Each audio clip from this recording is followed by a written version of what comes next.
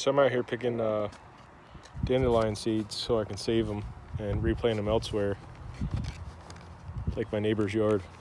No, I'm just kidding.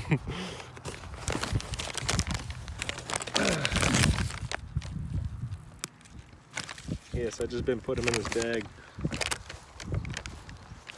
I picked them all this morning, and there was a few that were closed up like these over here, and they just opened since I picked the ones this morning.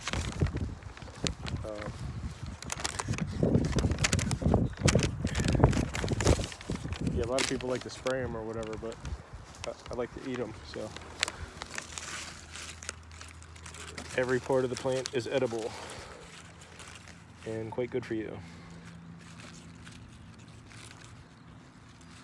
So yeah, that's about it. Just being weird.